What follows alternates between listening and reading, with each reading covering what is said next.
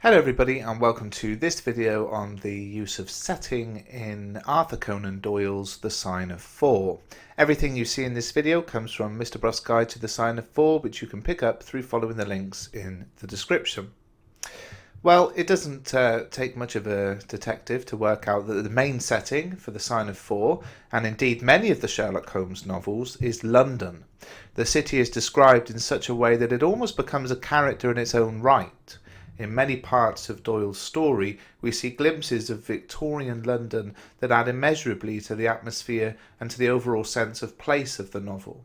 Sherlock Holmes's London was a very famous one, and we know quite a lot about what London was like at the time that Doyle set his stories. The biggest thing about London in the 19th century was that there was a huge population growth. The growth of the population in the city had expanded and exploded enormously in the space of 100 years. From 1800 to 1900, London's population grew so rapidly, with roughly 1 million people living in the city at the beginning of the 19th century. London's position as the capital of the British Empire made it attractive to immigrants from all of the empire's colonies, and within 100 years the population had grown to nearly 7 million people, a hugely significant increase. The exploitation of colonies all over the world made Britain very rich indeed. However, not everybody benefited. London was certainly a city of contrast, and Holmes's depiction of London shows us a city suffering under the weight of a huge population that it's unprepared for. The pollution described is ever present in the cityscape. The fog, a symptom of the huge amounts of air pollution in the air from the coal fires being used for various forms of industry, is something that Watson draws particular attention to in The Sign of Four. These are the words of Watson. It was a September evening and not yet 7 o'clock, but the day had been a dreary one, and a dense drizzly fog lay low upon the great city. Down the Strand the lamps were but misty splotches of diffused light, which threw a feeble circular glimmer upon the slimy pavement. Watson's sense of London and of himself is deeply affected by the weather. The drizzly fog leaves him feeling dreary, and the reader's impression of London is one of misery, darkness, and uncertainty. The uncertainty is important for two reasons in particular. The dark and dreary weather described sets a scene for a place where many things could occur under the cover of darkness, and also it sets Sherlock Holmes apart from everyone else because he's never affected by these sorts of things when he's working. As Watson tells us, Holmes alone could rise superior to petty influences. So as well as being a place where bad things happen, London was also a place that Sherlock Holmes could move through without anything affecting him. He's outside its range of influence. Interestingly, despite being a gentleman, Holmes is very familiar with many of the grittier parts of the city that Watson would be unfamiliar with. Later in the story he tells us, "At first I had some idea as to the direction in which we were driving, but soon, what with our pace, the fog, and my own limited knowledge of London, I lost my bearings." Sherlock Holmes was never at fault, however, and he muttered the names as the cab rattled through squares and in and out by tortuous by streets. Holmes himself shortly after says, "Our quest does not appear to take us to very fashionable regions." It's important to remember that this London of contrasts was home to people of significant and almost unimaginable wealth, as well as people dying of flu in overcrowded rooms, home to families of up to 20 people. Many of Sherlock Holmes' stories involve characters from both sides of this rich or poor divide, which was basically a very accurate representation of the city at the time.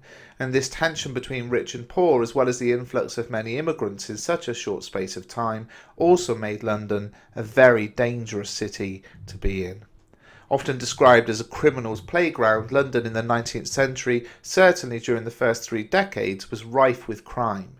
The lack of an effective police force, the overcrowding, the relative darkness thanks to the weather, meant that criminal gangs held large parts of the city in their control, creating no-go areas for decent people. The Metropolitan Police Force was brought into being in 1929, a little bit more on that to come later in this video series, and was too inexperienced to deal with many of the crimes being committed. Sherlock Holmes to many people represented an ideal of what a detective would be, and he was a stark contrast to the actual officers who worked for the Metropolitan Police in those early years. In many of the Holmes stories and in The Sign of Four, the police cannot be trusted to do the job correctly and are often described as bungling, ineffective, oafish and unnecessarily bureaucratic. This too was the London of Jack the Ripper, who's believed to carry out the Whitechapel murders, and he was never brought to justice, something the public were very keen to point out to the Metropolitan Police. London, then, is a character of Arthur Conan Doyle's stories as much as any other. It is one which is neither good nor bad, but represents different aspects of both. There are good areas of the city and bad ones. There are well-meaning characters living there as well as evildoers, and it creates an atmosphere through its particular weather patterns as well as the particular character of its inhabitants. All in all, it's a very good setting for the adventures of Sherlock Holmes, and specifically for The Sign of Four. It dovetails perfectly, showing us different sides to the characters of both Holmes and Watson.